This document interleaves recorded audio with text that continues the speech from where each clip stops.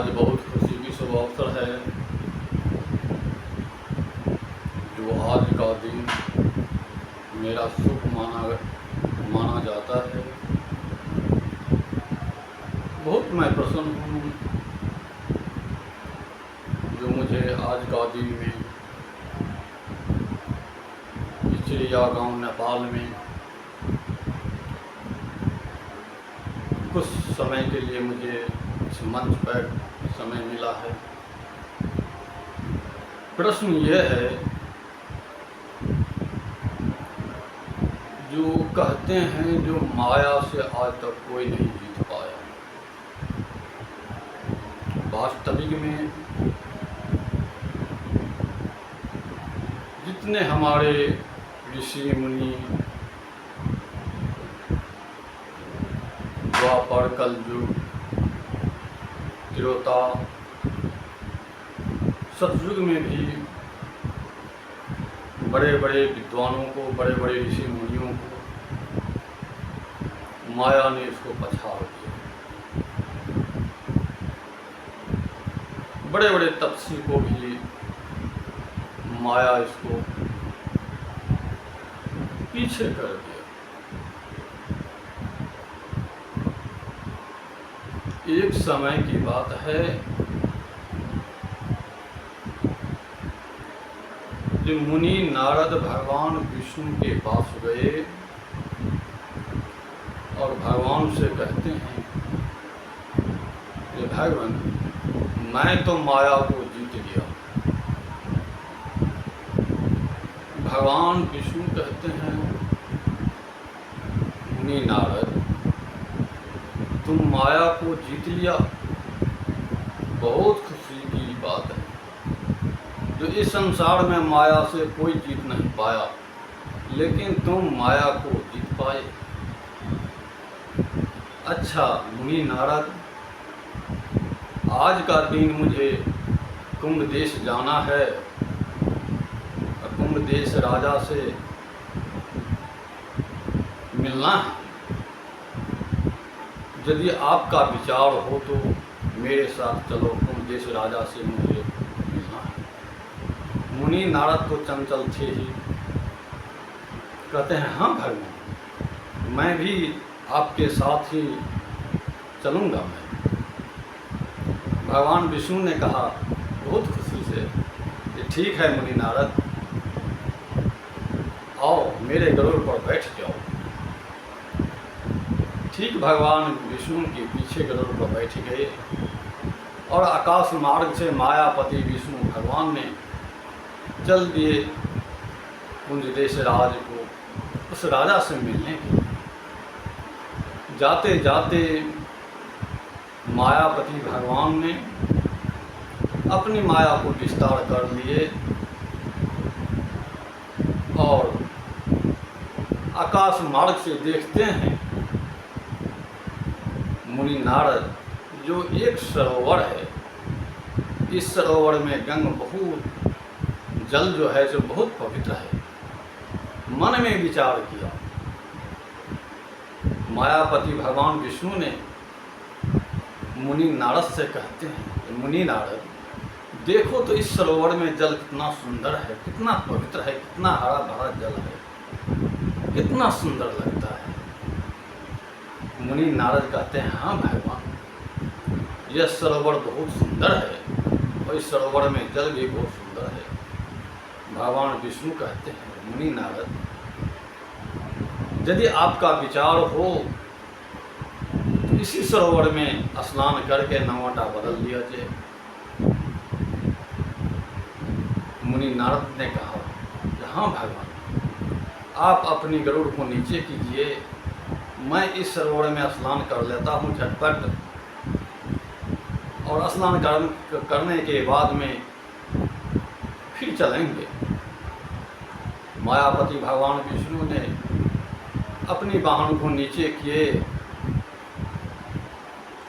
और मुनि नारद उतर करके उस सरोवर में गए स्नान करने के लिए। जब मुनि नारद इस सरोवर में स्नान करने के लिए पानी के नीचे गए, डुबकी लगाए और डुबकी लगा करके ऊपर जो आए तो मुनि नारद का जो तन था, इसका शरीर जो था, इसका जो रूप था, वह बदल करके 16 वर्ष की एक सुंदरी रानी बन गई। और मायापति भगवान उस जगह से वित्त हो गए, वापस अपने वैकुंठ को ही चला गए। अकेला वह सुंदरी नारी जो था, जो नारद की दूसरा रूप जो था, वह नारी ने चारों दिशा में देखने लगे, कहीं पर इसको दिखाई नहीं दिए। इस जल से बाहर आकर के इधर उधर भटकने लगे, जंगल में चले गए और जंगल में जाकर के अपने शरीर को अपने ही निहार करते हैं। ये मेरे से सुंदर तो इस संसार में कोई नहीं है। जब इतना विचार करते हैं यह सुंदरी नारी, जो इस संसार में मेरे से सुंदर कोई नहीं है, यदि मेरे योग्य जो कोई राजा मिल जाए तो इससे मैं शादी करूँगा और जीवन बिताऊँगा। ऐसे भटकते भटकते मायापति भगवान विष्णु का जो माया था, वह जो माया का तो जाल ही प्रबल होता है। जिस देश को जाना था भगवान विष्णु और मुनि नारद को, उसी देश का राजा घोड़ा पर चढ़ कर शिकार खेलने के लिए उसी जंगल में आए। वह भी बहुत सुंदर था। राजा तो सुंदर होता ही है। जब उस राजा ने उस रानी को देखा तो मन में विचार किया, वह रानी तो यह जो नारी है जंगल में भटकते हुए, वह कौन है? यह तो बहुत सुंदर है, चांद जैसे इसको शरीर का चमक है। इतना सुंदर तो कोई नारी आज तक मैं देखा ही नहीं। धीरे धीरे अपनी घोड़ा को आगे बढ़ाए और जहाँ पर नारी खड़ी थी उसी जगह जाकर के घोड़े को खड़े कर दिया। और वह राजा अपनी घोड़ा से उतर करके उसी नारी से पूछते हैं, तुम कौन हो? कहाँ तुम्हारा घर है? कहाँ से आए हो?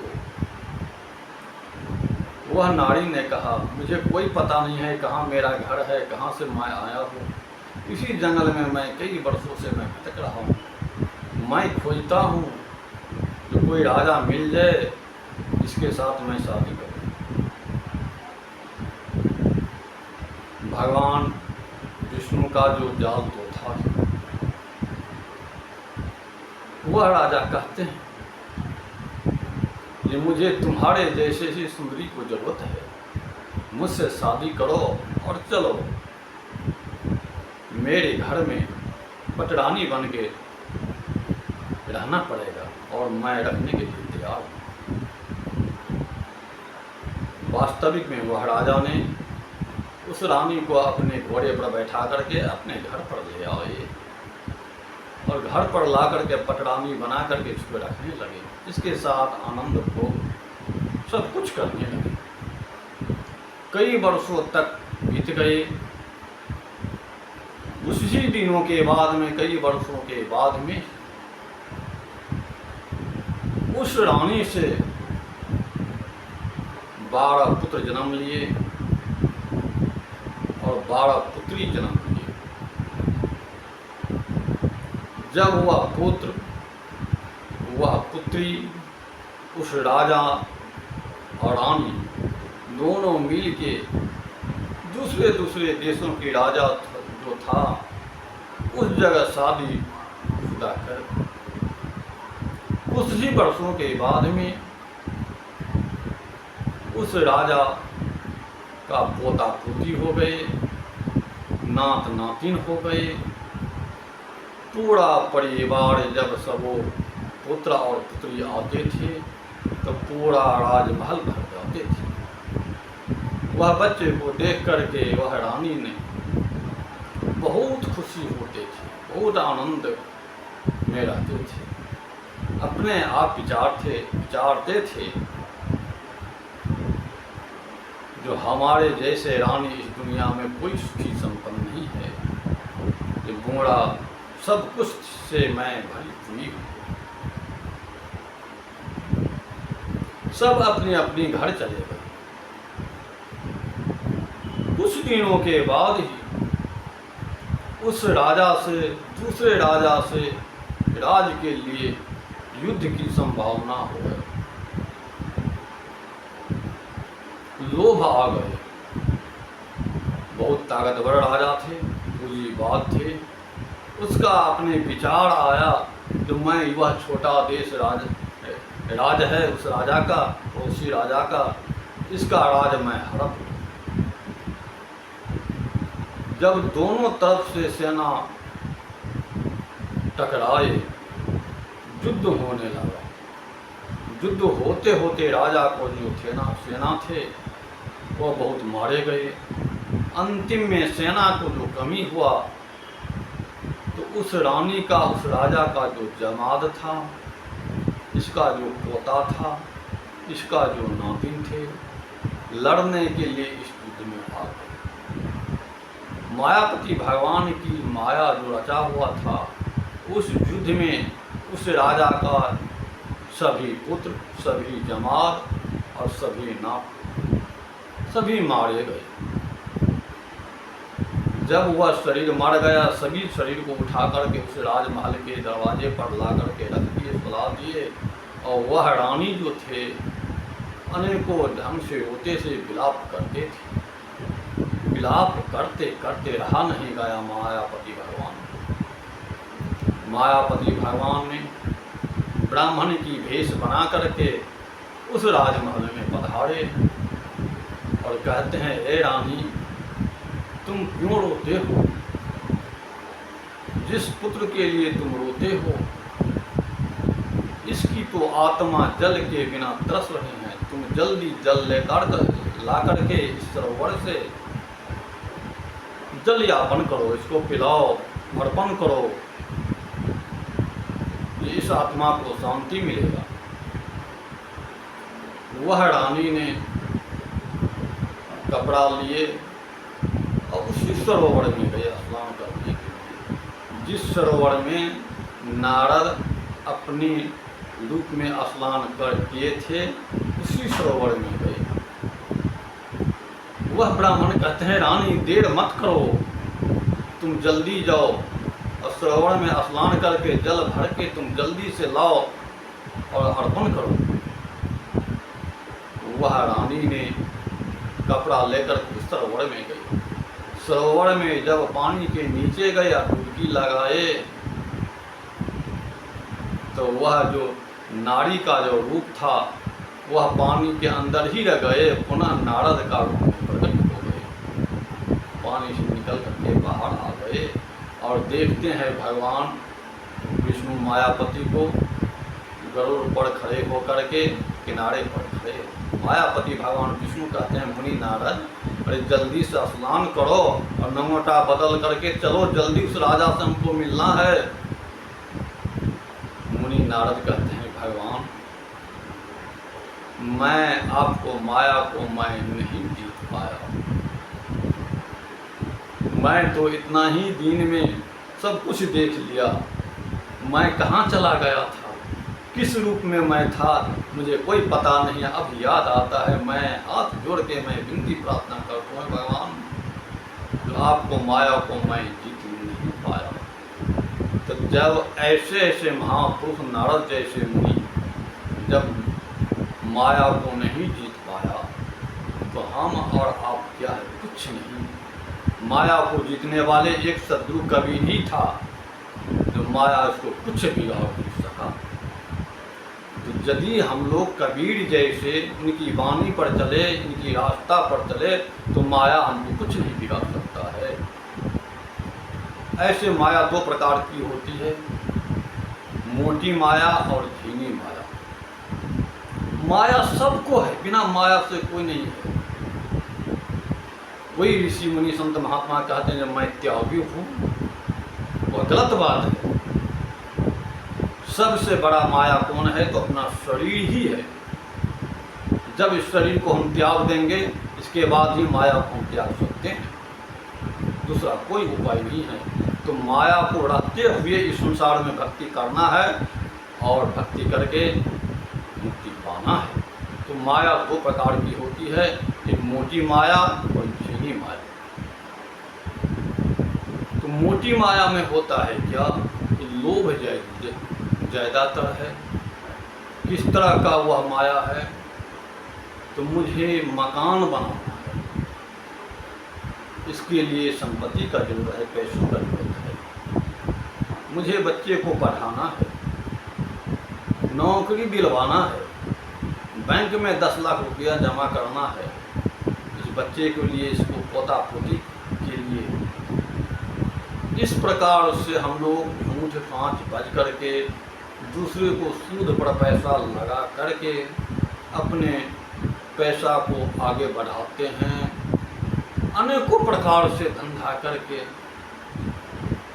असत्य रास्ता पर चलते हुए, असत्य विचार को रखते हुए अपनी धन को आगे बढ़ा देते हैं।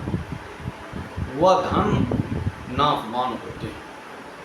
झीनी माया जो है, वह झीनी माया को पकड़ करके साधु संत ऋषि मुनि चलते हैं। संत को भी माया है, बिना माया से कोई नहीं है। संत का इस तरह का माया है, जो संत आश्रम में रहते हैं, उनकी विचार होता है जो मैं संत सम्मेलन करूं, भंडारा कराऊं, मंदिर बनाऊं। तो संत को तो, फकीर को तो कुछ हुआ रहता नहीं है। तो क्या करते हैं? वह भिक्षाटन करते हैं, भीख मांग करके, चंदा करके साधु भंडारा करते हैं, मंदिर बनाते हैं, अपने आश्रम को चलाते हैं। तो इस तरह से का जो माया है, इस माया से हम मुक्ति पा सकते हैं, क्योंकि इधर से हम लोग लाते हैं भिक्षाटन करके और इधर साधु में दान कर देते हैं। तो वह माया कल्याणकारी होता है। इस प्रश्न का मैं उत्तर जहाँ तक मैं जानता हूँ वहाँ तक मैं दे दिया। अगले समय मिलने पर मैं पुनः अगले प्रश्न का मैं उत्तर दे सकता हूँ। तब तक के लिए मुझे समाप्त साहिब।